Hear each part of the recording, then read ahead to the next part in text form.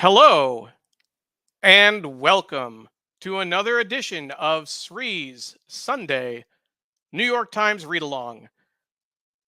Our guest this morning is Dr. Olajide Williams, Chief of Staff of the Department of Neurology at Columbia University and global leader in health disparities.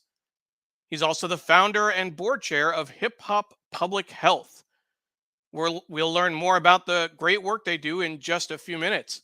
Our host is Sri Srinivasan, the managing director for Arizona State University's Cronkite School of Journalism's Cronkite Pro. He's also the co founder of Digimentors, a digital and virtual events consultancy. My name is Neil Parekh. I am the executive producer and guest host of the show. We are live on Facebook, Twitter, LinkedIn, YouTube, and our Digimentors website. We're also live on Hip Hop Public Health's Facebook page and YouTube.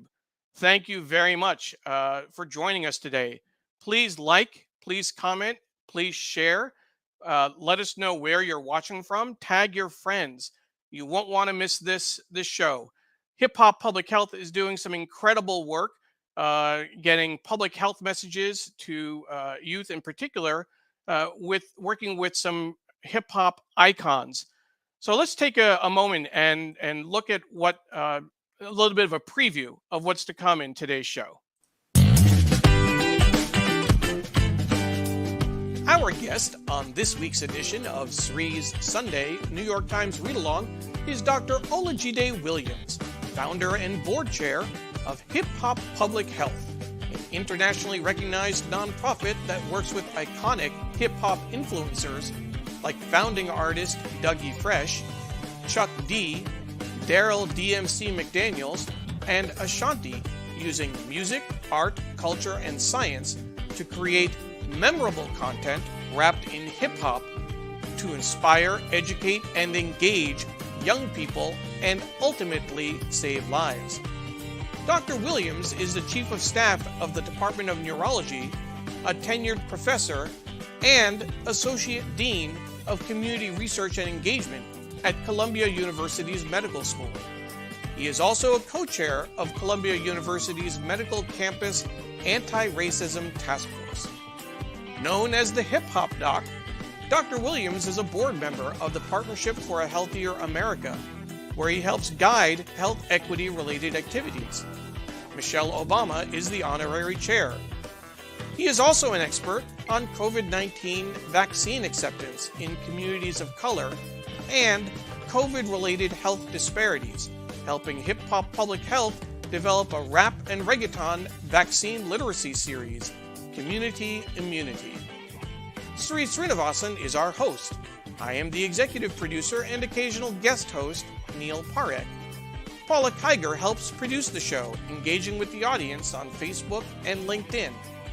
Sri has been hosting the New York Times Read Along for 6.5 years, with some amazing guests. The show is produced by Digimentors. We produce high-quality virtual and hybrid events for organizations big and small around the world. We also do social and digital consulting, training, and workshops. Again, Dr. Olajide Williams is our guest, live on Facebook, Twitter, LinkedIn, YouTube, and our Digimentors website. There's a little bit of a preview of what's to come. We have an exciting show today, as always. We want to get a sense of who's watching today. So let's take a quick look. Deborah Kerr is joining us. Deborah, always great to see you. And Miriam Berkeley. Miriam, thank you for watching. Always great to see you, watching from Hell's Kitchen. Lori Benson, the executive director of Hip Hop Public Health, is with us. Good morning. And thank you again for all of your help in putting this show together. Doug Levy is joining us from San Francisco, from Marin County, California, outside San Francisco. Thank you, Doug. Always great to see you up early. I know that this is your usual time to get up, but we still are thrilled that you're choosing to join us at this time. Hi, Mom. No, this is not my weekly call with my mom. I'm not going to, catch her up on everything that's going on, even though my daughter Emily is starting school tomorrow. and she's very excited. But I'll catch up with my mom later. Mom, thank you for joining. Always great to see you. Dr. Sujana Chandrasekhar is joining us. Good morning. Sujana, I'm sure you're going to really be interested in the content we have today and talking with Dr. Olajide Williams. Patricia Freudenberg is here watching from Long Island. Patricia, thank you. And she's watching on LinkedIn. Again, we're live on Facebook, Twitter, LinkedIn, YouTube, and our Digimentors website. Paula Kiger is watching from Tallahassee, Florida. Paula, of course, is our producer, engaging with the audience on our Facebook and LinkedIn channels. Stefan Kaplan is watching from Ramsey, New Jersey. Stefan, always great to hear from you and have you watch. Check me out, huh? And who else is great? So let's see if we can bring on. And Christopher Gorman is watching as well from New York. Christopher, always great. Thank you for joining us. Let's go ahead and bring on our host, Sri Srinivasan. Sri, good morning. How are you doing today? I'm doing great. A beautiful day in New York City, and wonderful to have a chance to talk about the amazing work of Dr. Olajide Williams and Hip Hop Public Health. And we are going to get a chance to read the newspaper with him and talk about all the important issues of the day, as many as we can fit in. We'd love to hear from you. Where are you watching from? Please tell us how your Sunday is going. Please feel free to ask Dr. Williams any questions you have. And Amy is watching from Fort Lee. That's Neil's sister is watching. Hi, Amy. Thanks for joining us. And we'd love to hear what your week is like. We're here in the US. We're ending the last few weeks of summer. As you heard that Neil's daughter is starting school tomorrow, and a lot of folks are. So just really, really happy to be with all of you today. We are going to take a look at the newspaper, and then we're going to bring Dr. Williams on and have him tell us about all the amazing work that he and Hip Hop Public Health are doing. And we are live on all these channels, Facebook, Twitter, YouTube, LinkedIn, and the Digimentors website. But you can tag your friends or hit share or retweet or like. And if you tag them, they can watch live, or as soon as the show is over, it will run on all of these channels, so they can replay it as soon as we are off the air. So thank you and welcome, everybody. What I wanted to do is just give you a quick glance at the New York Times and show you what's on some of the front sections, and then we'll bring Dr. Williams on. The lead story in the Times today is "In Chaotic Exit, Trump Delayed Sorting Records, Opening Legal Risks," and we've been following that story. "Odessa is defiant. It's also Putin's obsession." And here, young Ukrainians dancing in front of Odessa's Opera Theater in June in a video intended to send a message about what has been lost because of Russia's invasion. And we'll be talking about the power of music and the arts and culture to change the world. And this is one example of how that's happening in the Ukraine. And here, migrant influx tests New York as a sanctuary. So many important angles on this story. You may know that the governor of Texas is just putting migrants onto buses and sending them to cities like New York and DC. In US politics, even the phrase "the American dream" divides. So we'll be looking at that story and hearing about that. And "A vision in the desert." Michael Heiser unveils a 1.5-mile sculpture in a Nevada valley. I don't know if that looks anything like a wall or fragments of a wall, but that would be on the arts and leisure section. And then here's an unusual story. People are flocking to pickleball and the ER. Pickleball is a game that's played mostly by middle-aged folks that is kind of a half-court tennis, sort of like ping pong and all of that. But older people are now ending up in the ER, and so that's an unusual story. The Metropolitan cover is about an actor's unfinished business in Brooklyn. Michael K. Williams was devoted to making Black communities safer, and we will be approaching the story of how minority communities can feel safer, more engaged, more connected to everything, including public health, in our conversation with Dr. Williams. Not their first rodeo. New Jersey is home to one of the longest running shows of cowboy bravado. This might surprise some of you who don't know how much cowboy stuff there might be in New Jersey. Growing a beauty brand, Welleda's popular face cream evolved from following the rhythms of nature and a hunt for love in the metaverse. Lots of talk about the metaverse. That was the Sunday Style section. The Sunday Business cover is how a CEO used viral fame as a lure. Dan Price won praise for paying his employees a minimum salary of $70,000. The adulation helped to hide and enable his behavior. He has been accused by multiple women of various sex crimes. A desert mystery is ready to open, and this is that mega sculpture in Nevada. And the real estate workers in the Catskills can't find places to live. We're seeing this in a lot of holiday areas or popular vacation spots. How do people who have to work there live there when prices are getting expensive? We also have a story about music on the cover of the magazine. Willie Nelson is turning 89 years old, and he's the last man standing according to this cover. And here we have the Times the Times Style magazine, making a statement. Whether slinky or stretchy or structured or severe, this season's fashion has something to say. And the book review cover is Love and Empire, Afterlives, a new novel from Nobel laureate Abdul Razak Gurna, is a big, bold, richly drawn novel of East Africa. Folks, tell us where you're watching from. We're so glad to have you with us. Ken Fisher says hello from Iowa, and Harvinder is watching. And we are so glad to have all of you with us. I see Patrice Webb from HHPH is with us as well. And Therese is here from Yonkers. Thank you so much for joining us, everyone. I think we're now ready to bring on the wonderful Dr. Olajide Williams. Let's put our everybody get ready to meet him. You will be as excited as I am to spend time with him, to learn from him. He's the Chief of Staff of the Department of Neurology at Columbia University. He's a global leader in health disparity, and he's the founder and board chair of Hip Hop Public Health, an organization we have the pleasure and honor of working with. And we want you all to check out hhph.org and also look up hhph.org on Twitter. So with that, let's bring on Jide, our friend. Thank you so much for being here. How are you, Doctor? Hi, Sri. It's so good to be here. It's a real honor. I'm a big fan of this show, and I thank you for having me. Well, we are delighted to have you with us. It's Sunday morning, 8:30. I know we had you on even earlier to get ready.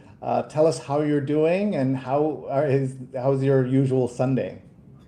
So my usual Sunday is usually the day that I try to relax when I'm not on active duty in the hospital. It's usually a day of family, of reflection. I try to read. I try to listen to music. And yeah, I just try to unwind. I think it's really important for all of us to carve out time for recreation, for relaxations, and sometimes, I like to spend time just on my own, in my own thoughts, in my own space as well. So Sunday really gives me the opportunity to do a lot of these things as I recharge my batteries for tomorrow. Well, we're glad that you were able to squeeze us in on what should be a relaxing day for you. Let's talk a little bit about where we are with the pandemic, just to understand the incredible work that HHPH and Hip Hop Public Health have been doing. We'll talk about the organization, but just talk a little bit about your own experience through the pandemic, and then we'll talk about the organization you founded. Sure. So I think, from where I'm sitting, having been part of the folks who responded in March of 2020 when the pandemic hit our shores and hit New York City pretty hard. Our hospital, New York Presbyterian Hospital, was really, really, on the front line of that work. And we were all called to action. We were all given many tutorials and many training sessions about a disease that no one really understood. And to be honest, we all still have some PTSD from that experience.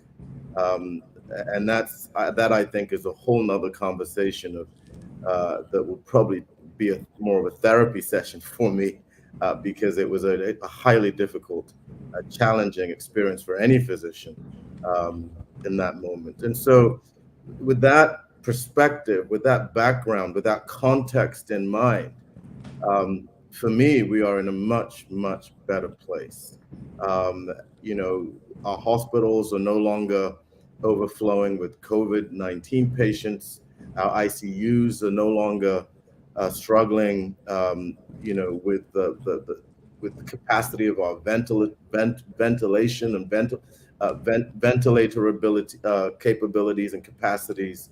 Um, our emergency rooms are no longer flooded with patients in their aisles. So for me, a sense of normalcy, at least within the health system, has returned. And I'm very happy about that. I do recognize that there's still a lot of work to be done. There's still a lot of infrastructure to be built, especially around pandemic response. I think that we really do need to look at our entire pandemic response approach and be more proactive and less reactive. And do you think that it'll be possible for folks to become more proactive? Thanks to you, of course, you're working on that, but how do you think we're doing overall?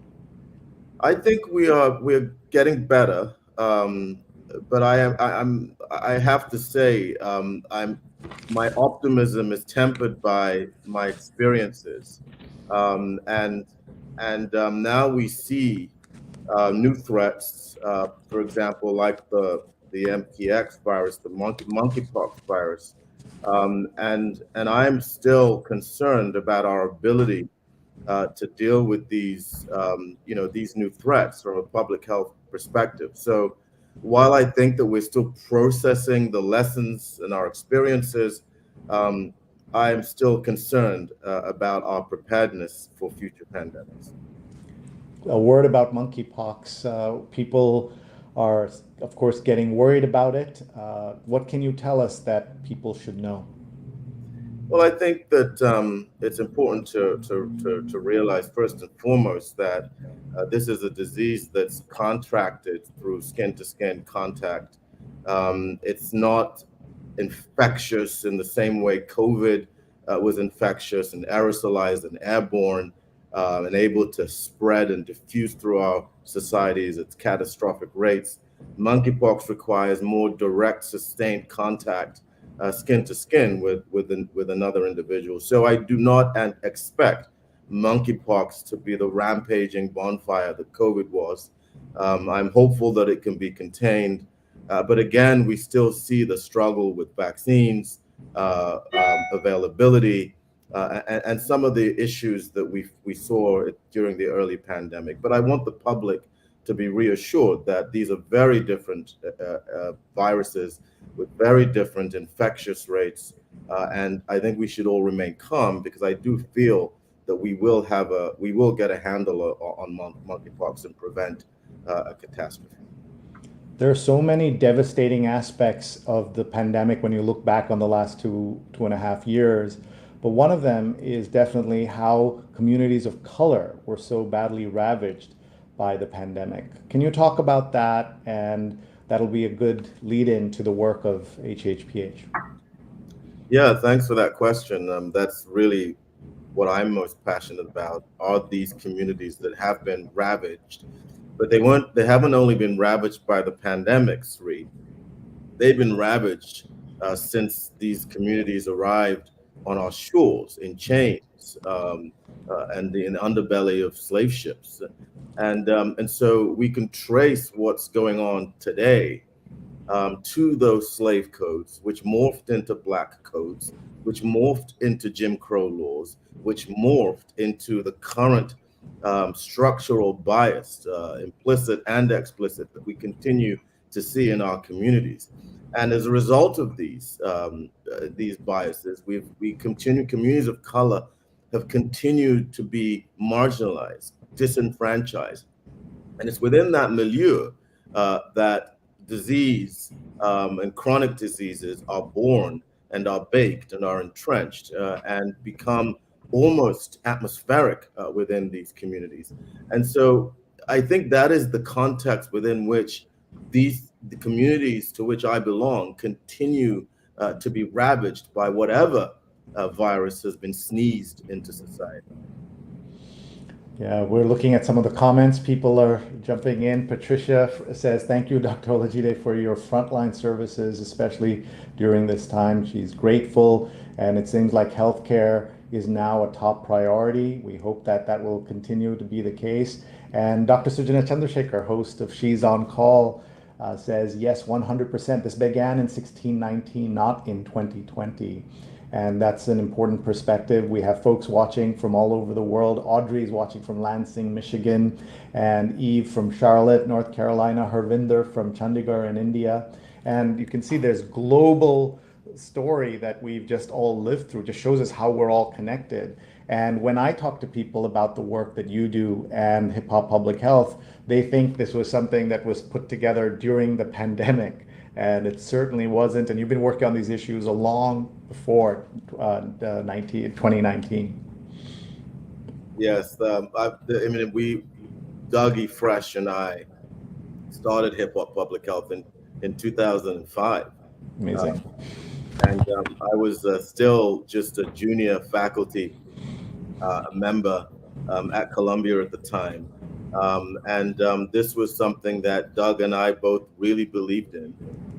And we really recognized the power of music to really to impact communities within the healthcare space in a way that we felt that it needed, that it had the potential of accomplishing. So through the work I've done with Doug, we were able to really do a tremendous amount of research. I'm a Columbia faculty member, and first and foremost, I'm a physician and a scientist. And so the approach that we took with Doug, really, for me, it was really important to have proof of efficacy, to show that as we forage around within the music space, looking for that classical intervention that we hypothesized could really impact health and behavior. I wanted to make sure that we tested that rigorously, scientifically, to show proof of efficacy and show that our outcomes actually had meaning.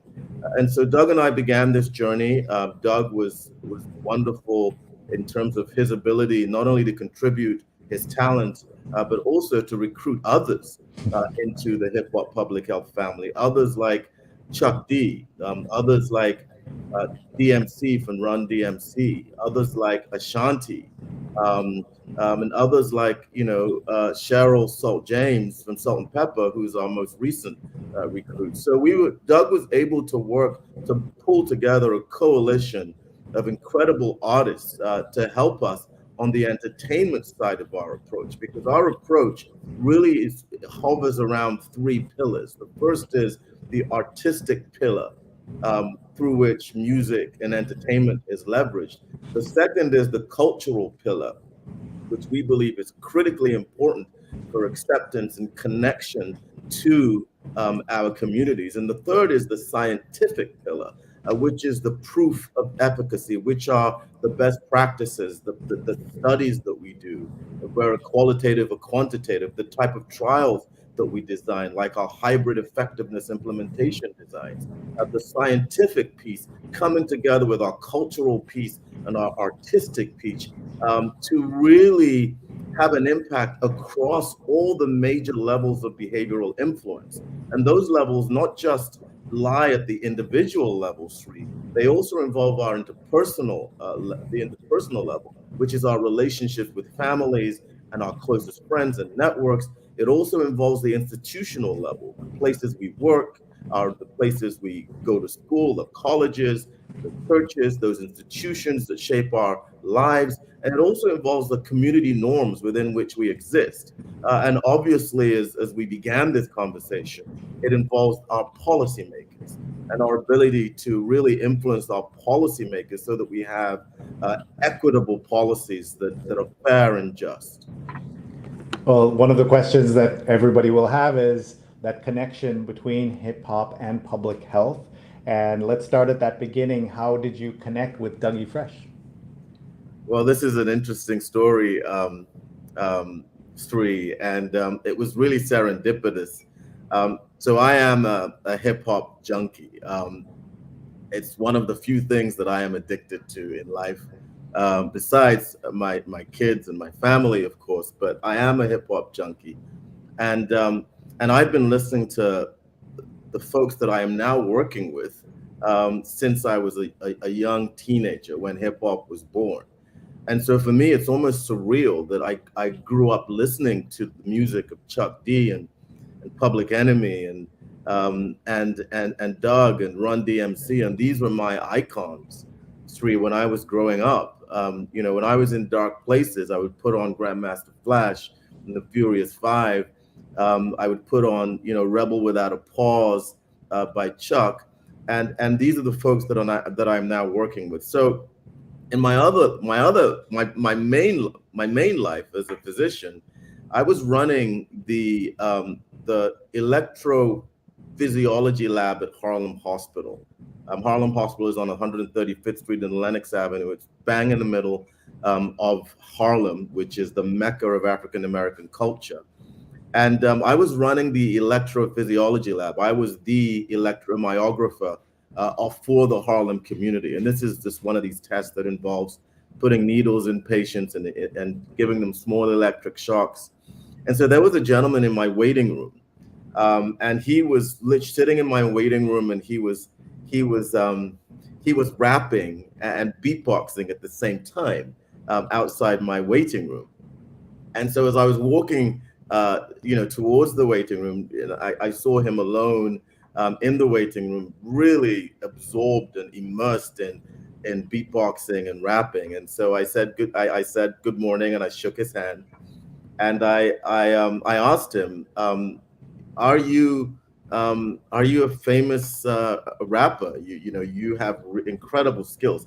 Because truly, Sri, his beatboxing skills were not that of an amateur on the streets. He was incredibly with his beatboxing skills. And he said to me, he goes, actually, I was famous once. And he goes, have you heard of Richie Rich? And I was like, yeah, Richie Rich, from Captain Rock, back in the late 80s, early 90s. I said, of course, Richie Rich was incredible. And he looked at me and goes, I'm Richie Rich. And it was an incredible moment. And we spoke about the group and the trajectory of the group and some of the great work that they did. And then I asked him, I said, by the way, who taught you how to beatbox? And Richie said, I learned from the master, from the creator. And I said, no. And he said, yeah. And we both knew we were talking about Dougie Fresh. And I was like, Dougie Fresh? And he said, yes. And I said, how do I meet him? He goes, well, Doug lives just up the block on 131st Street. And you can meet him, I can set up that meeting. And then I said, well, in addition to wanting to meet him because he's such an incredible talent and one of my icons, I'm also would like to meet him because I just started a program in Harlem around stroke. And this was the hip hop stroke program, Sri, that, I had just conceptualized along with the National Stroke Association. And I was looking for an artist to help produce the track for the song that we were trying to create to promote stroke literacy, which is recognizing the signs and symptoms of stroke and knowing what to do, and also recognizing that if you can get to the emergency room, at that time it was 3 hours, but it's now been expanded to 4.5 hours. If you can get to the emergency room within that time window, we can give you a medication. It was a clot-busting medication that could potentially reverse your symptoms and signs of stroke. In other words, Sri, we have had patients that have arrived in our emergency rooms with devastating weakness on one side, paralysis, inability to swallow, when they arrive within that critical time window and we give them this clotbuster medications, their symptoms literally melt away over the ensuing days. We call that the Lazarus phenomenon. And these patients recover and go back home to their families. But the problem at the time, Sri, was that we were treating at Harlem Hospital about less than 2% of patients with stroke because they were all arriving too late for this treatment. Beyond, they would call their pastor, they would sleep it off, they would think it's going to go away, and they were just missing that treatment window. And so we, working with the National Stroke Association, we asked the question, how do we get folks to recognize these symptoms as urgent? And the fact that we had this treatment available, but only available for that short window of time. And so I was looking for someone to create a song about this exact issue, to put the signs and symptoms of stroke in a rap song, along with what to do, and disseminate it through the school system to parents and grandparents in Harlem. And so I said to Richie Rich, I said, in addition to wanting to meet Doug because he's an incredible icon, I would also like to work with him on this project. And that, Sri, is how Hip Hop Public Health was born. And that's the origin story, folks. You heard it right there. Two folks who would help change the way in which public health is understood, met there in Harlem as is appropriate. Here's Doug Levy saying the stroke video that Dr. Williams and Dougie Fresh did years ago has been one of the best examples of health communications I've ever seen. It's outstanding and unquestionably has saved lives. We have some highlight videos we want to show, and let's see if we can get this video in. We won't be able to play the whole thing, but just a little bit so that people can hear it, and then you can talk about it. So let's see if we can make that happen. Here we go.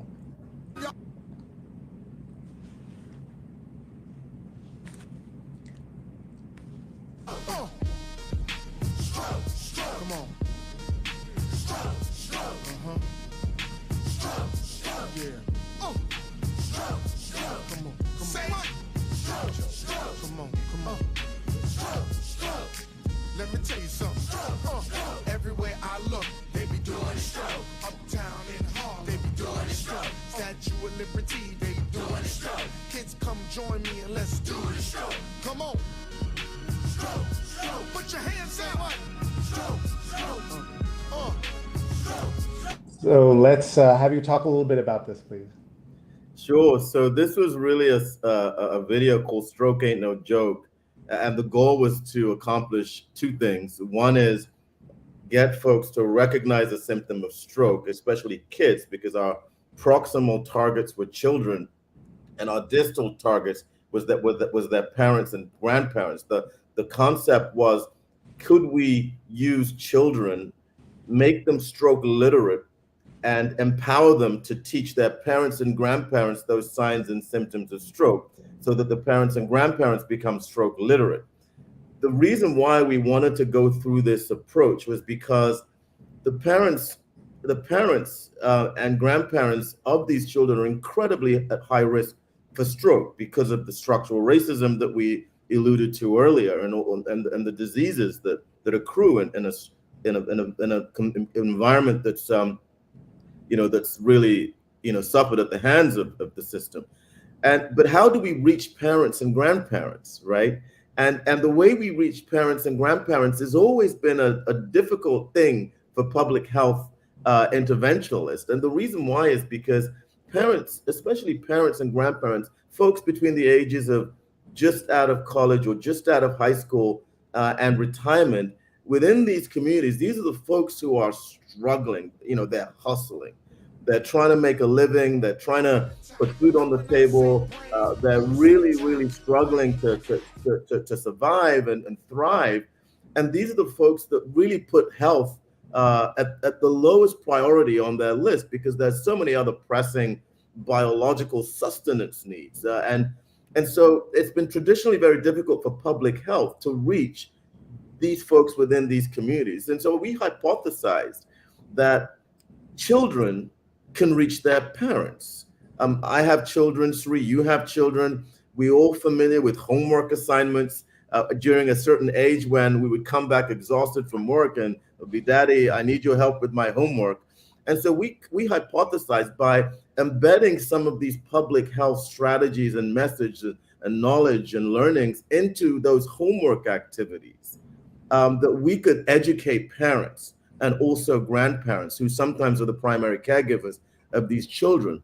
And so we created a multimedia curriculum. This was one of the videos, but we also had another video, another animated video. We also had some comic books, and we also created a video game, all centered around communicating this information to parents and grandparents, and obviously the children themselves, because we built in what we call primordial prevention strategies for the children.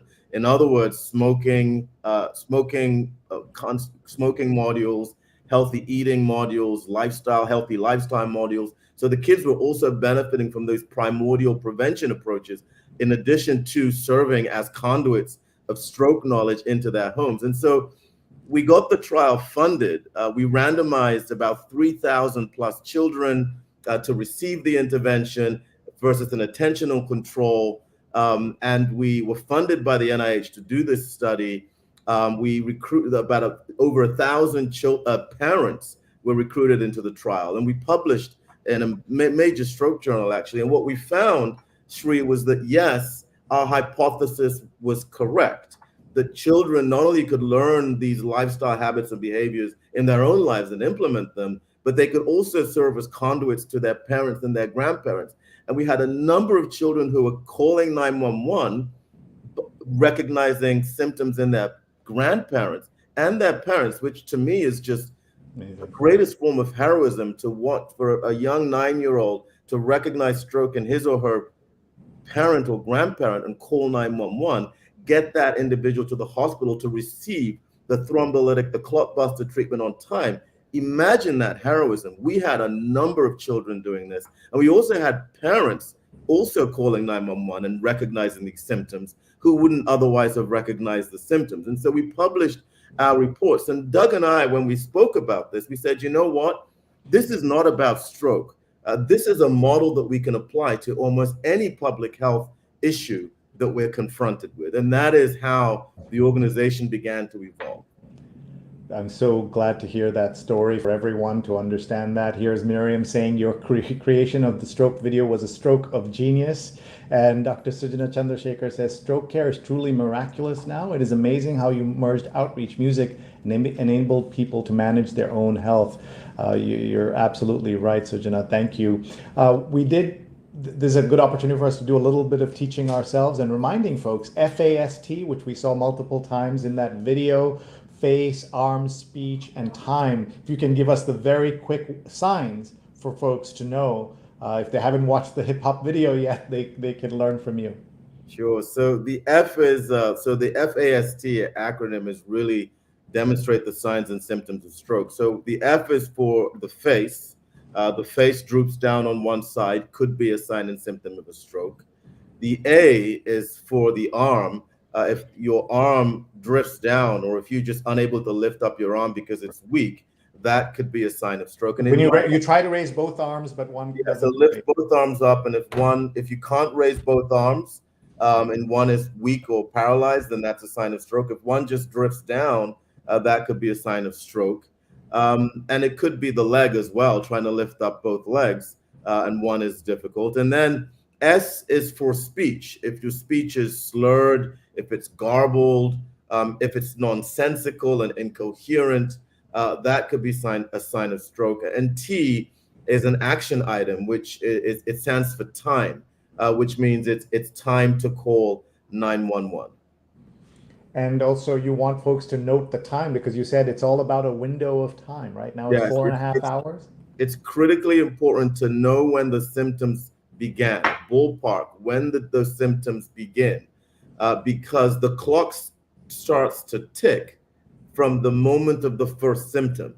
And we can now treat individuals within 4.5 hours with the clot busting medications, and within 6 hours with a procedural intervention that involves extracting the clot directly from the brain.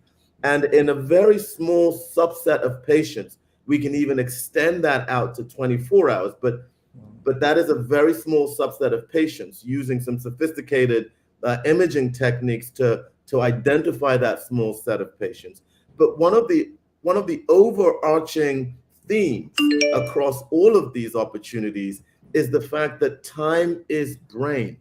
Every minute a stroke is allowed to continue, Sri, we lose about 2 million of our brain cells. Imagine we have about 20 billion in our forebrains. If you're losing 2 million a minute, there's no wonder that we're left with disability following stroke.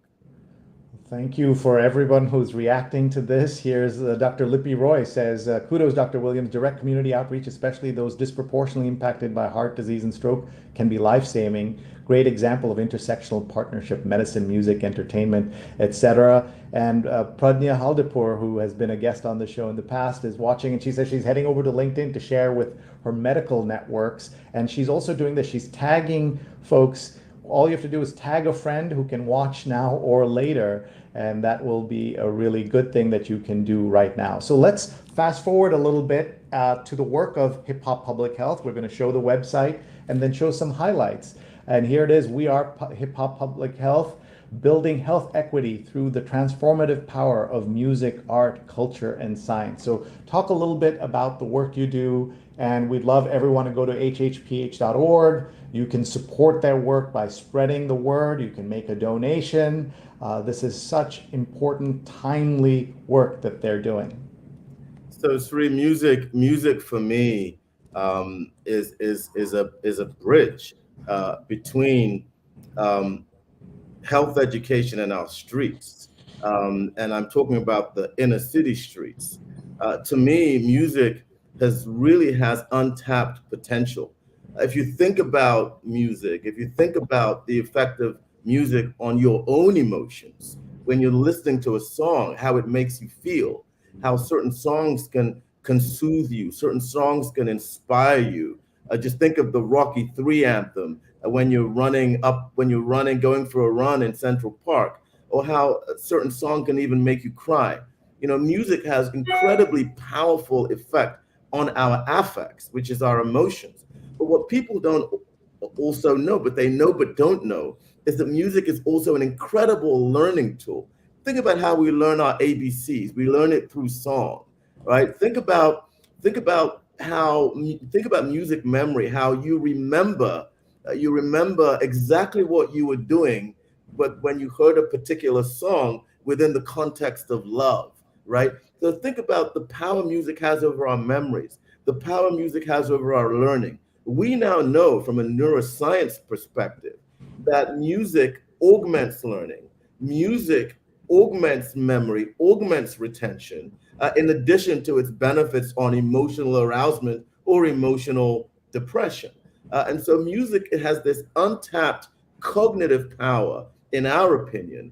And the goal of Hip Hop Public Health was to take this transformative power of music and then build it into our model that engages culture and science as a public health intervention for a whole variety of conditions. And we've applied it to COVID, to Alzheimer's dementia, to stroke, as you just saw, because we believe that music really is a vehicle that can help us within communities of color that struggle with trusting information, that struggle with trusting healthcare systems.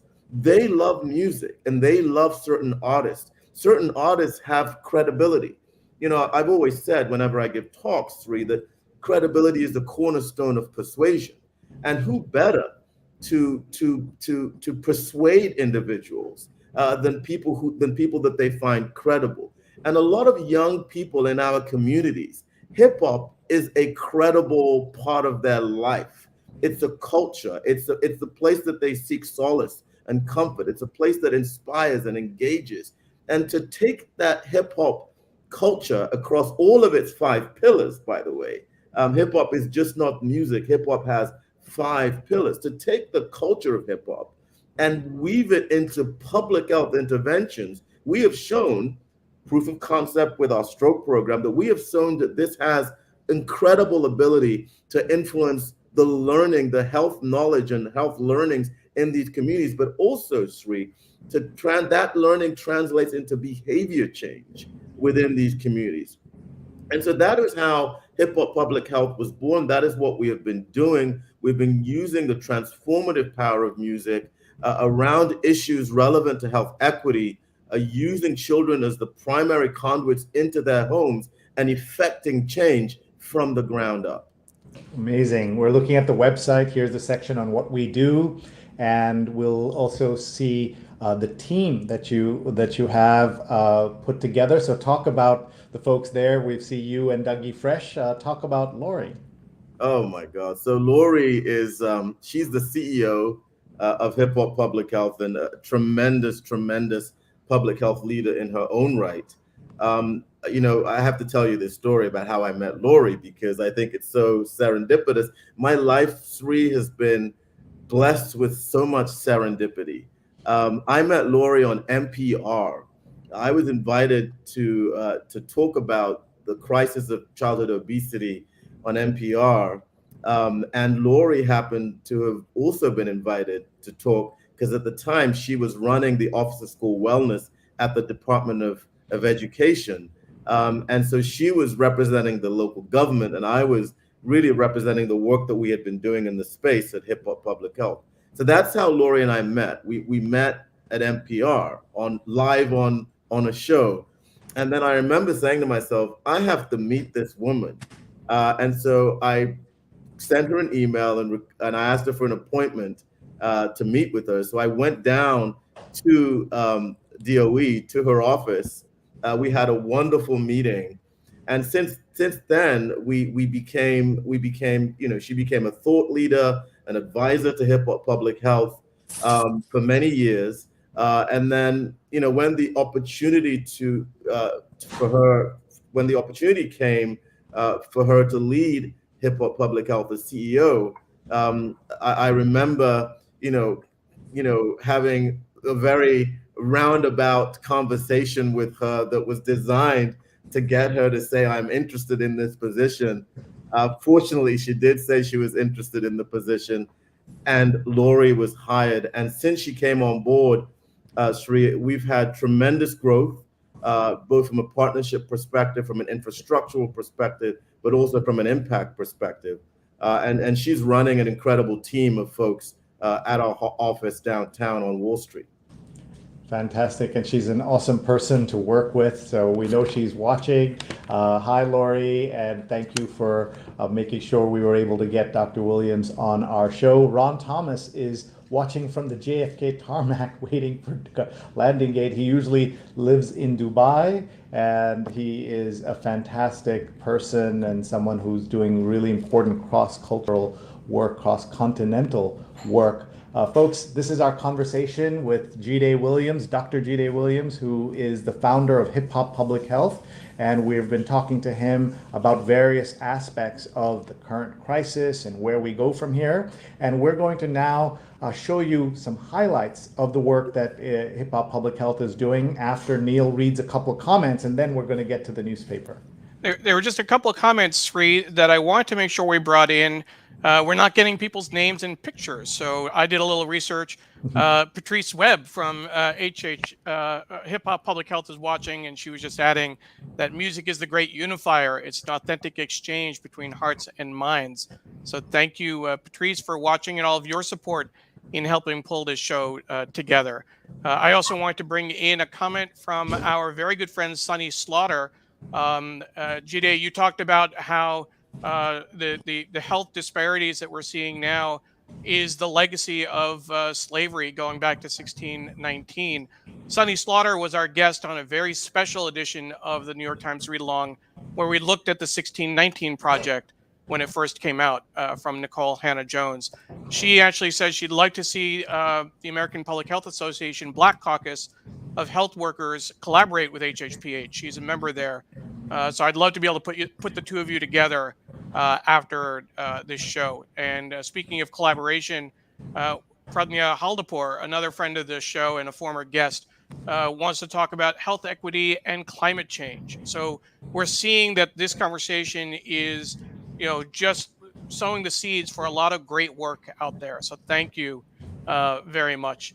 As Sri mentioned, we have a highlights video that we want to show about the work. Again, it's a short video. I think we can play it through. It'll be a little snippets of the stroke video, but also your COVID work, Little Sugar, and I think Wash Our Hands is in there as well.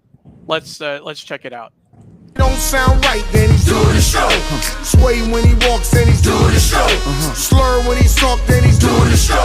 Call 911, cause it ain't no joke. Now F for the face, and A for the arms, F is for the speech, and T is for the time. Time to do what? Call 911. Time to do what? Call 911.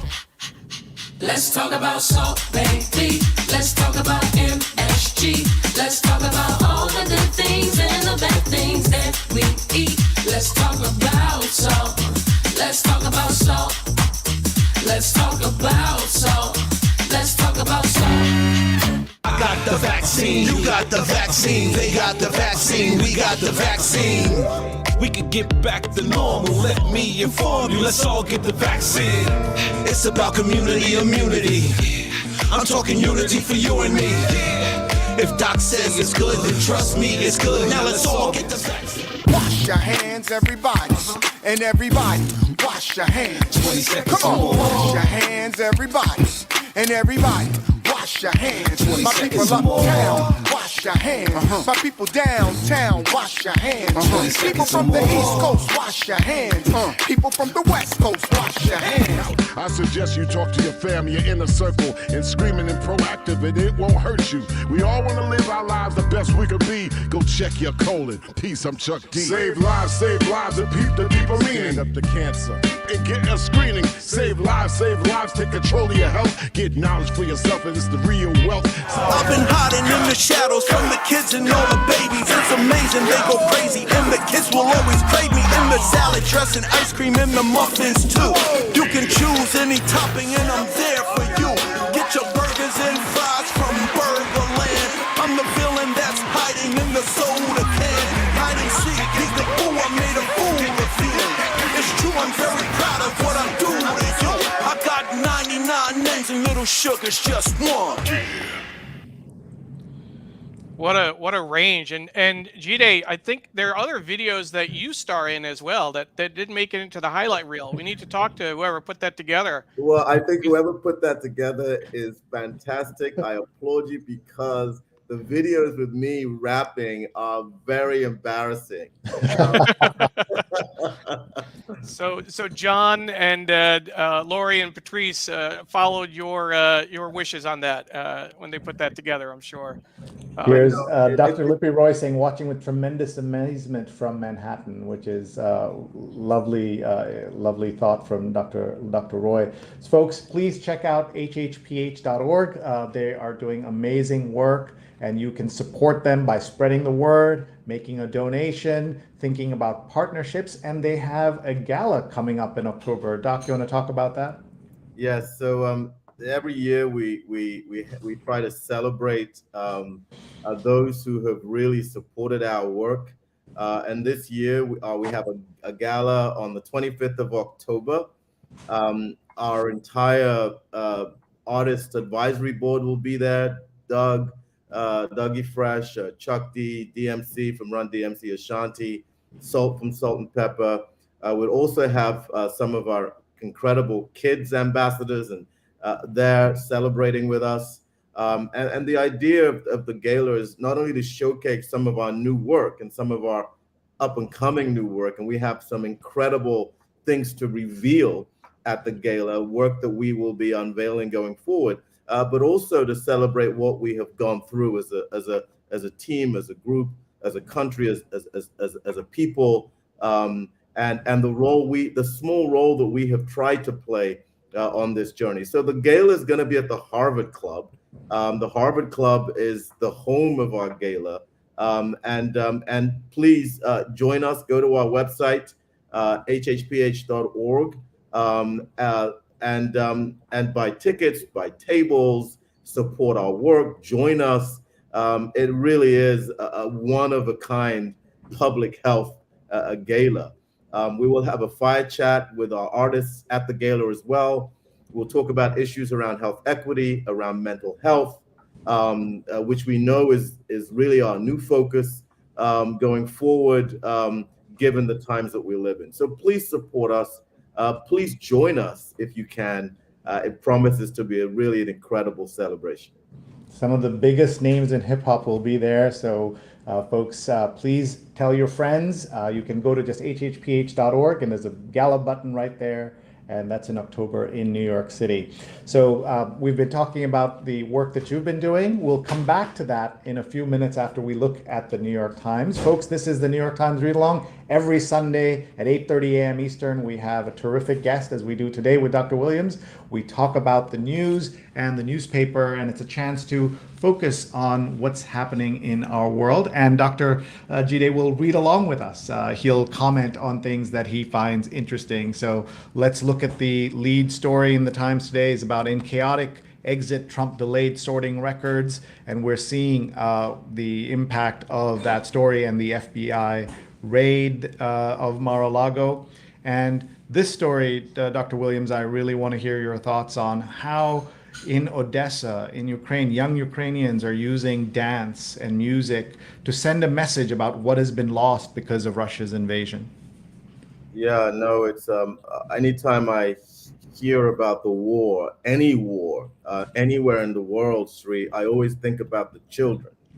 I always think about the children because the trauma that these children are experiencing, Sri, people don't realize that trauma during childhood has long-lasting life effects on your physical health, not just your mental health, but also your physical health. And so, perhaps we can talk about that. But I think as we think of Odessa and we think of what they're going through and the heroism, we should also remember that we really have to talk about how to support their mental health in a time of true difficulty. And we're seeing that, of course, mental health is a big issue, especially as we're getting ready for back to school time here in New York. And I know you've been advocating for better mental health resources and help. Here's another traumatic story. Migrants being just sent from Texas, put on a bus and sent to New York and other cities.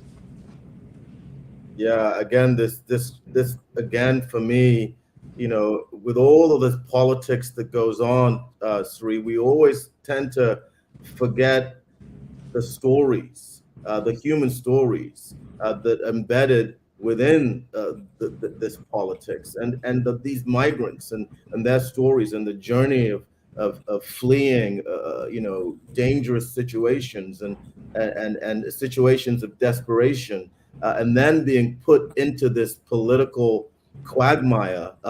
We forget the effect and the impact that it's having on these migrants and their mental health and the mental health of their families and their children. And so we must always remember the stories, the stories of these real individuals, and not allow the politics of the moment to eclipse the stories of real pain and suffering. Here's another political story. The American dream is being now used as a source of division, where Republicans are saying that the American dream is in danger because of unchecked immigration, burdensome government regulations, liberal social policies, etc. You're someone who has lived the American dream. It's must be so sad to see this. Well, I mean, I think that's a direct assault on people like me, who I consider myself an American. I'm an American citizen. I am part of the American dream. I believe, and I'd like to think, that I've contributed to American society in a positive way. I'd like to believe that I have contributed to increasing the ability for more Americans to be able to share that dream. And so for me, I think it's not just divisive. I think it's dangerous. And frankly, I think it's racist. Well said, Doc. Thank you so much. Being direct is so important in this. Here's a different kind of story, also a sign of the times. People are flooding to a game called pickleball, which is kind of part ping pong, part tennis, part badminton. And because they're older folks, they're ending up in the ER. I know you think it's good that at least this shows people are trying to get exercise, right? Yeah, but exercise has to be age appropriate and physical ability appropriate. And I think that if you are not used to vigorous interactive sports, I think you need to be careful with how you are introduced and how you engage initially, especially if you're an older person. Otherwise, what we will end up seeing are a bunch of herniated discs, muscle strains, muscle pulls, and it's exactly what I believe this article is talking about of older folks engaging in this sport ending up with these conditions. So it's important for us to engage in age-appropriate exercise. And when we want to engage in more vigorous sports, I think we need to do it in a graded manner so that our bodies are conditioned and ready to engage in higher level sports. I love that analysis. Thank you. Here's a story about another form of art, in this case, the entertainment world, the world of movies and TV. The great Michael K. Williams, who played Omar in The Wire, devoted himself to making Brooklyn's black communities safer. So if you can talk again a little bit about how art plays a role and the arts play a role in this. Rest in peace to Michael Williams. He was a great actor, from Omar in The Wire to Boardwalk Empire to his role in so many incredible movies. But his tragic death reminds us again about mental health and about the importance of focusing on mental health. And I think that, you know, for me, addiction and overdose and are issues that directly tie with mental health at its very core. And I believe his life and legacy has been used so positively to address the current wave of mental health that's really percolating through Black communities. And so I'm a big fan of Michael Williams's work, and I'm also a big fan of his posthumous work, as we can see here. That's great. Here's a headline from history, Dr. Williams. Today in 1964, Lyndon B. Johnson declared an unconditional war on poverty. In his first State of the Union speech, signed a sweeping almost $1 billion anti-poverty bill. And of course, we have seen some progress, but it's still, in our communities of color especially, there's still so much pain. Yeah, very quickly, Sri, I think the issue of poverty is critically important. And one also has to recognize that poverty impacts brain development. And I say that again, poverty impacts brain development. A recent study really looked at this quite rigorously and showed the impact of poverty reduction on infant brain activity. Very quickly, they took 1,000 women from Minneapolis who were poor and desperate, and they randomized them to receive a check of $333 versus a check of $20. And these were mothers who had just had babies, and they did what we call EEGs, which is an electroencephalogram. It's a test that we do to look at your brain development, and the EEG has patterns that you can correlate to neurodevelopment of the brain. And what they found is that in those who received the higher amount, the $333 a month, versus to those who received the $20 a month, the neurodevelopment based on this EEG of their infants, and this is controlling for all the usual suspects, controlling for everything else, they found that the neurodevelopmental patterns of the babies, the infants, whose mothers received the higher amount, was normal and much more robust relative to those whose mothers received the $20. And we have repeated these types of studies over and over again, showing the relationship between the suffering of poverty and the neurodevelopment of our babies. So important. Thank you, Doc, for sharing that with us. We're looking at the inside of the New York Times. Here's a story that shows how things can change. Here is the new FDA rule that clears the way for hearing aids to be sold over the counter, no exam or prescription needed. The change, which is likely to make the devices less expensive and more innovative, carries promise for roughly 30 million Americans who are experiencing hearing loss. I think it's, we also have to talk about health disparities here and access disparities. And the truth of the matter is there's a segment of our society that has very poor access to any hearing aid, whether it's the cost-related access or whether it's just a physical infrastructural barrier to access. And anything that we can do to remove the barriers to access in hearing aids or make them cheaper so that more individuals can have access to this is a good thing that not only benefits the entire society, but especially helps those from our more disadvantaged areas. There are two stories this week that caught my eye, medical stories about this, where things are being made more accessible. One is this story about, that you can now you will be able to bypass a prescription to get a hearing aid. The other is about hair growth. And you may have seen the story that dermatologists are recommending that you take something that's in Rogaine, which is a very famous drug, but if you take it orally, it works better and is cheaper than being applied to your hair. It's too late for me now, but it just shows you that innovation is possible. Not just, you don't have to invent new technology. Can you make things that are available more available? You hit the nail on the head. I think that the answers are already in our society, in our institutions, in our hearts and minds. The problem is access to these solutions. And often that access to these solutions has so many layers that we need to unpack, ranging from the structural racism related issues all the way through to issues around cost and innovation. And so I think you hit a real nail on the head that there is existing opportunity to take what the solutions we already have and know about and making them more accessible and more equitable, quite frankly. Because I think that for me, the cancer in American society has to be the inequity in American society. And I use the word cancer deliberately because as a physician, I have watched cancers spread and metastasize all over the body until that individual really transitions beyond just suffering.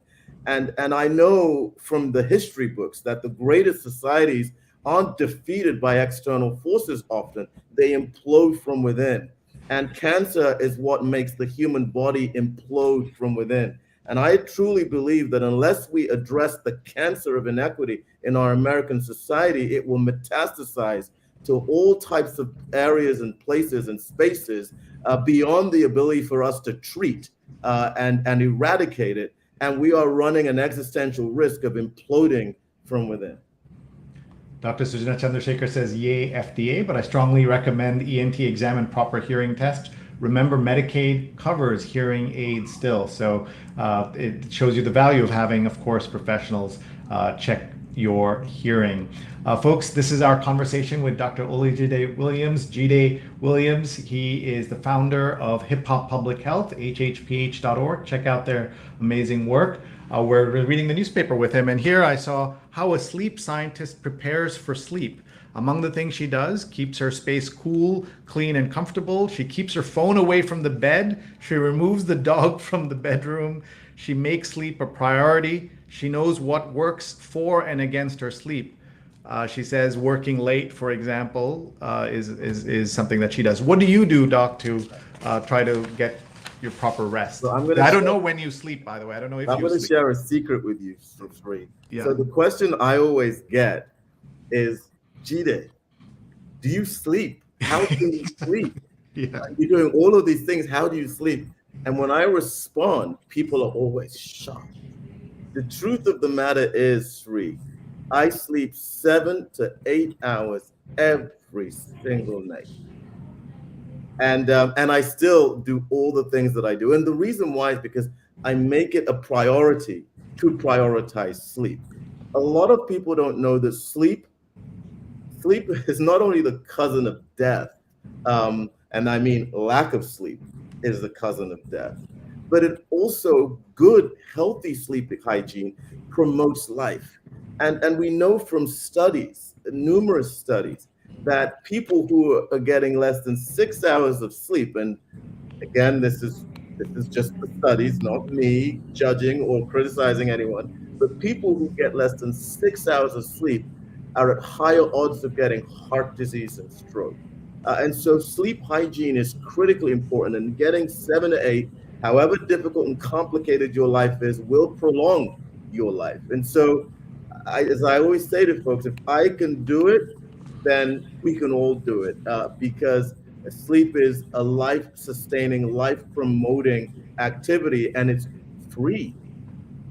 But often, the barriers to sleep often go unchecked to the extent that we don't even know how to get a good night's sleep.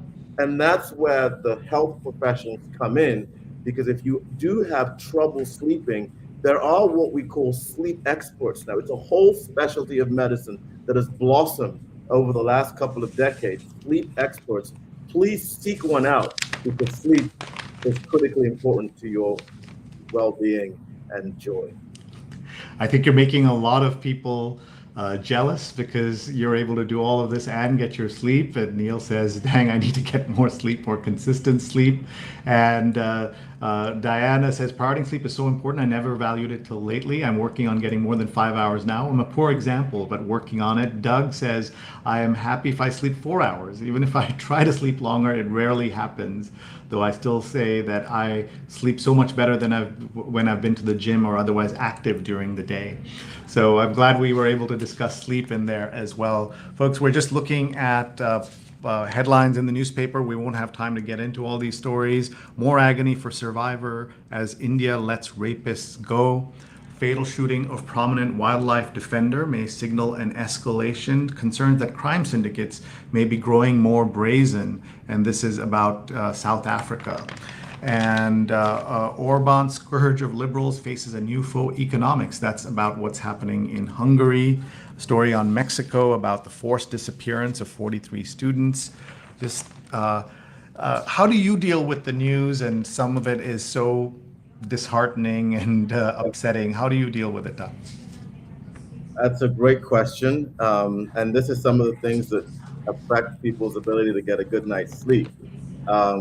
And so for me is I try to only deal with the news on a much more cerebral, low impact way. What I mean by that is I don't embed myself. You know, some people are just immerse themselves religiously almost in the news to the detriment of their own health.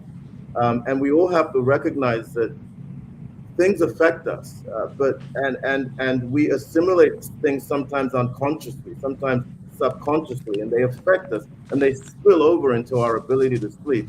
And so I think it's very important for all of us to think about how we process news and how much news we actually need and how much news that we don't need, rather than being almost mindless about consuming news. We need to be more mindful in how we consume news.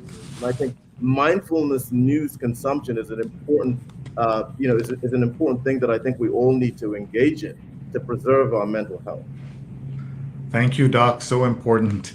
And speaking of upsetting news, we saw, of course, the attack on Salman Rushdie. He is recovering.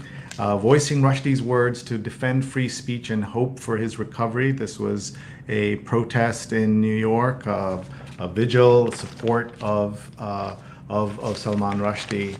And we're looking at the obituaries here. Jean LaBelle, judo champion turned Hollywood stuntman, is dead. Cecile Pineda, who's an author known for Novel of Identity, has passed. Reverend Carl Kabat, peace activist and avowed fool for Christ, dies. Ann McGuinness, 65, major fundraiser for women's health and abortion rights. She's raised hundreds of millions of dollars for reproductive rights and justice. Can you use this opportunity, Doc, to talk for a moment about the changes happening in reproductive rights right now? Well, I mean, I was devastated by the decision of the Supreme Court. I think it has set us back hundreds of years. I think there is a racial justice issue in this as well that we need to recognize, and that is that the people at the most disadvantaged end of our spectrum are the ones that are going to die the most as a result of this ruling and decision.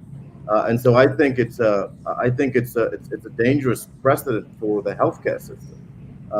And I think that the ripple effect has already begun, and I think will continue in a lot of states that end up enacting and enforcing this. So for me, Sri, I think it was a sad day. I think it was a traumatic day for the healthcare system, and I think that we are still we're still going to there's still a lot to come on this issue that I am very, very nervous about from a public health perspective. If there's somebody watching who thinks this is not an issue that affects them directly, what is your message? I think it is. It's an issue that affects all of us, and I think that to think that it doesn't is not being realistic. And ultimately, I think that if we are interconnected, Sri, and one thing COVID taught us is just how interconnected we are. If you just think about the Upper East Side of Manhattan, and if you think about Spanish Harlem above 96th Street on Manhattan, these are two separate communities who traditionally don't really have much interaction with each other, or don't really believe that what happens in the Upper East Side affects what happens in Spanish Harlem. But the truth of the matter is, when COVID hit, and it became, the COVID rates were much higher in the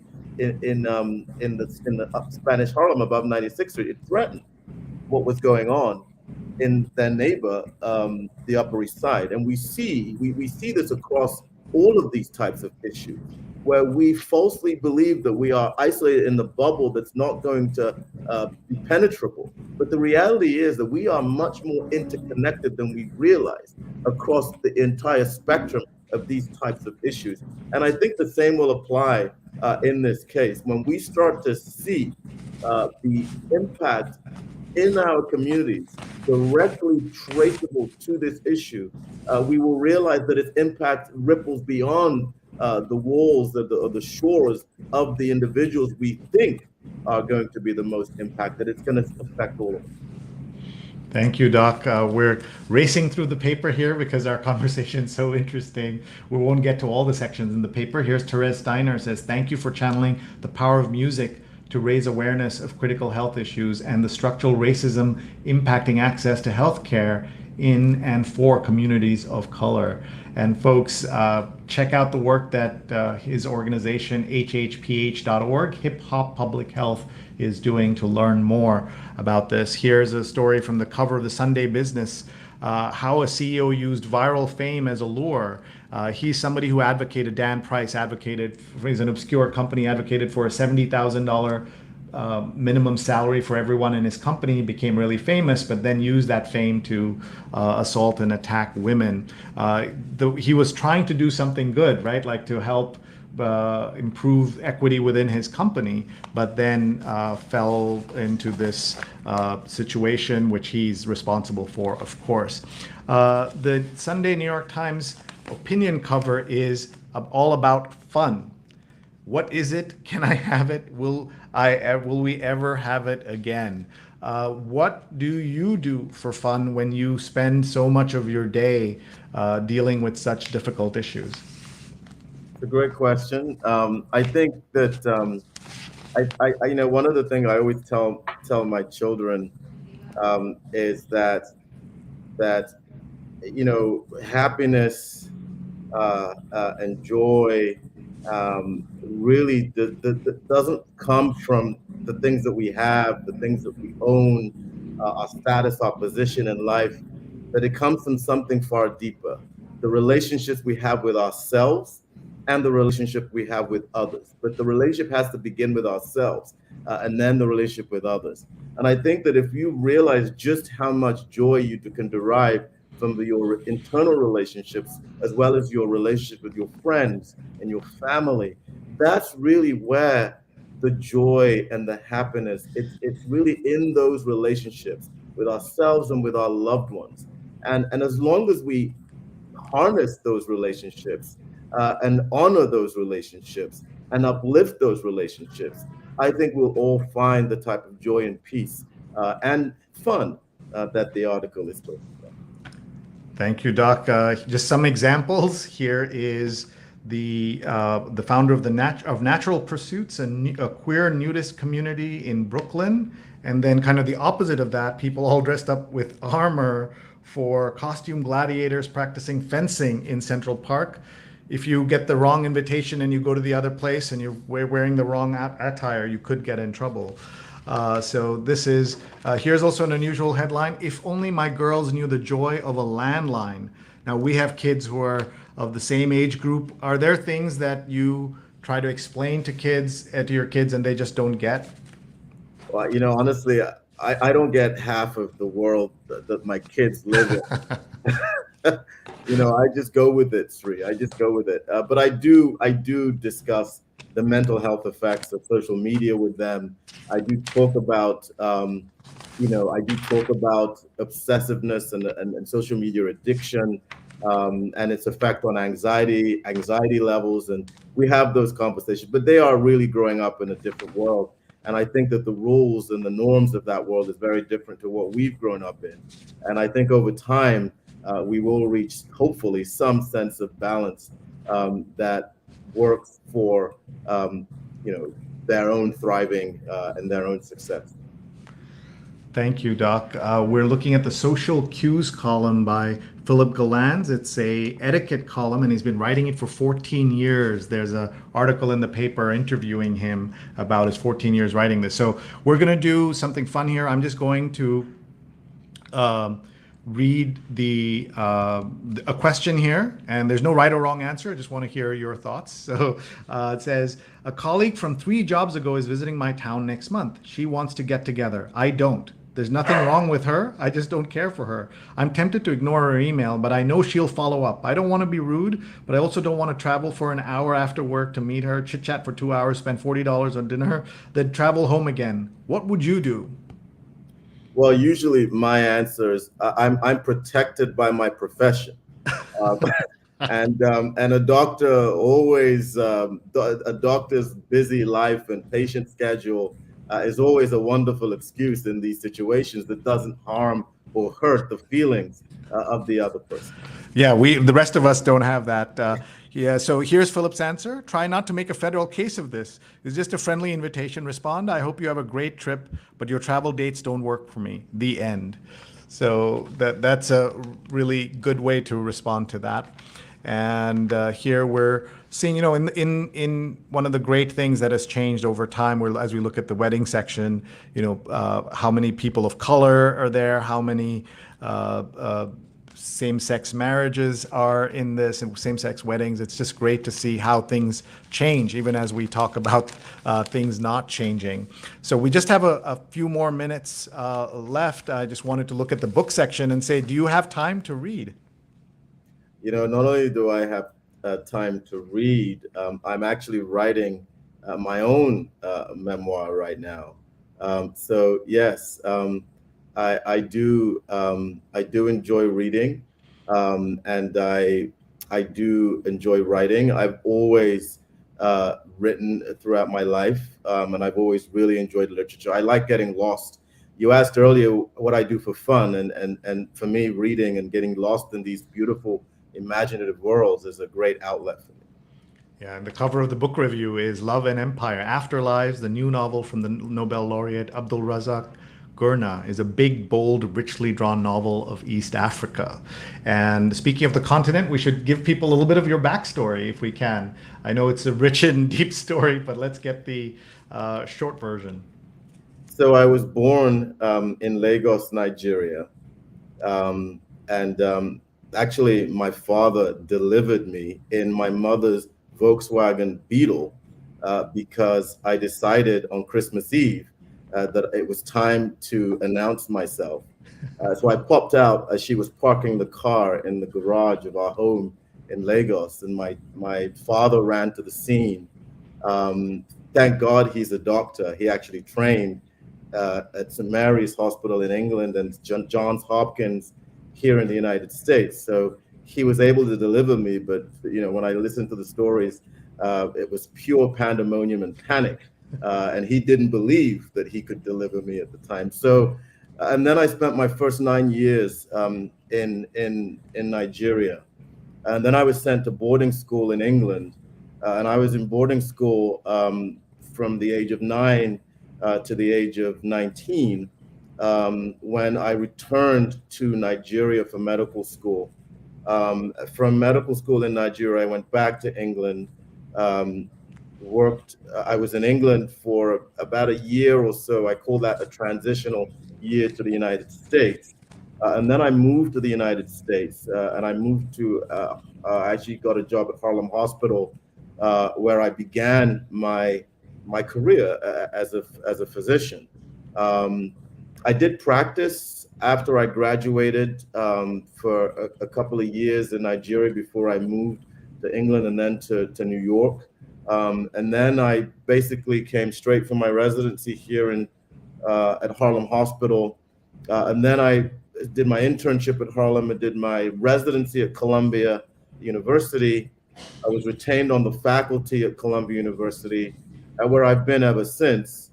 I also run, I'm also part of a family organization in honor of my father who passed 5 years ago, called the Gabby Williams Alzheimer's Foundation, that really delivers interventions and training opportunities on the ground in Lagos, Nigeria, really fighting the kind of the stigma of Alzheimer's disease and the poor infrastructure as it relates to dementia.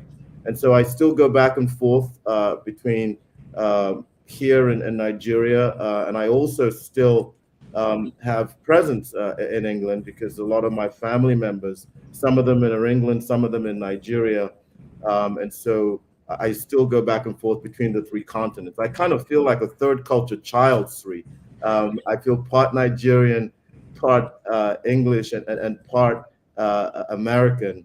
But again, I think that the whole world is getting so much smaller that we're all eventually going to become third culture children.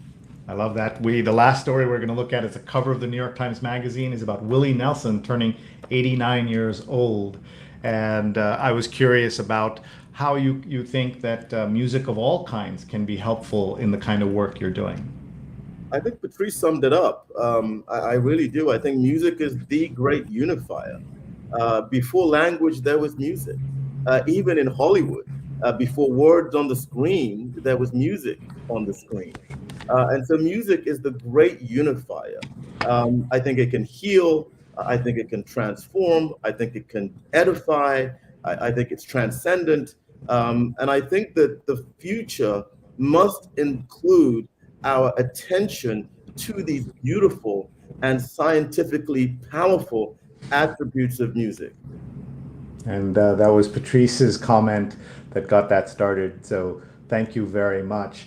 What we're going to do, Dr. Williams, is we're going to give you a couple of minutes to just catch your breath while we do some housekeeping. And then when we come back, we're going to do two things. We're going to hear you talk a little bit more about HHPH and also the gala that's coming up.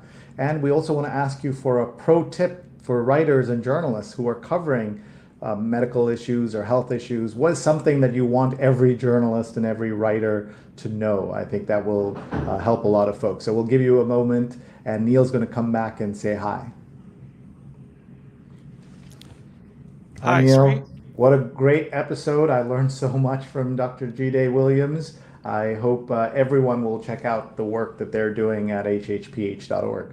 Absolutely, and watching those videos, I actually watched some of those videos with Emily yesterday. She enjoyed it. She was getting into it. So they really are doing some powerful work and getting through to people, cutting through the noise out there. We want to make a few quick announcements before we wrap up. First, excuse me. I want to remind people that the show is produced by Digimentors, the consulting firm that Sri set up. We produce hybrid and virtual events. We also do social and digital consulting, trainings and workshops. So if you're interested, please reach out to us. We'd love to work with you. You can reach Sri at digimentors.group, or myself, Neil at digimentors.group. Send us an email. We'd love to work with you to help produce a hybrid event, or do some a training or workshop, social media audit. We do recruitment and more. We also want to give a big shout out to our team. You see Sri and I on screen, and we engage in the conversation, but behind the scenes is Paula Kiger, who is sharing links, engaging with the audience on Facebook and LinkedIn, on Sri's Facebook and LinkedIn. And I'd like to take a moment, Sri, just to offer our condolences to Paula. I know she lost her father this last week, and it's been a very challenging week. But even though we encouraged her not to produce the show last week or this week, she still insisted, because this is a family and we enjoy each other's company. She loves what she does. Paula, thank you very much. Our hearts and thoughts are going out to you and your family. Thank you, Paula. You're just amazing, above and beyond every week already, and now here you are with this, and we're thinking of you and your family. Absolutely. And we also want to give a shout out to Muck Rack, our sponsor, longtime sponsor for Sri's Sunday New York Times Read Along. If you're interested in being a sponsor, you can join us. You can email us rather at the same email addresses: Sri at digimentors.group and Neil at digimentors.group. We also want to give a shout out to the Local Connection. The Center for Cooperative Media at Montclair State University brings you the Local Connection newsletter each week. It offers story ideas and pro tips. That's where Dr. Jide's pro tip will end up eventually. And best of all, it's free. You can subscribe at bit.ly/local news tips, bit.ly/local news tips. And before we bring Jide on, Sri, I want to share next week's guest. He's a guest, but we're actually going to be doing something very different next week. David Dunlap, who is the historian at the New York Times and the lead curator for the New York Times Museum, will be our guest. And we are just thrilled at this opportunity. He's going to give us a tour of the museum, which is only open by invitation. Sri will be there with him. It's going to be an incredible opportunity to see all the great exhibits they have. So please join us August 28th at 8:30 a.m. Eastern Time. And with that, we'll bring back Dr. Olajide Williams. Jide, thank you so much for joining us. We really appreciated it. Thank you, Jide. We're getting such great comments from everybody, and we want to just ask you to tell us a little bit more about Hip Hop Public Health and about your big gala coming up. So I just want to just thank you, Sri, for having me. This has been such a wonderful conversation. Just one thing I want to emphasize about Hip Hop Public Health is that we really focus on communities of color. We really focus on the communities with the greatest need. That's how we triage our resources. That's how we decide the type of programs that we develop. And I want to just emphasize that all our resources are free. All our resources are provided at no cost, completely free to our constituents, to our communities. And that is why the gala is so important, Sri, because the gala is the one opportunity to really raise support in terms of partnership and financial support for our programming, for the work that we've done. You could see the work that we did with COVID-19. It was so impactful. It reached so many people in these communities. It changed lives. We believe it helped drive the uptick in vaccination rates. But all our resources are free. We have hundreds of resources on our site. You just have to go to the resource page on our website to really see the types of resources that are available. Anyone, anywhere in the world can download our resources for free.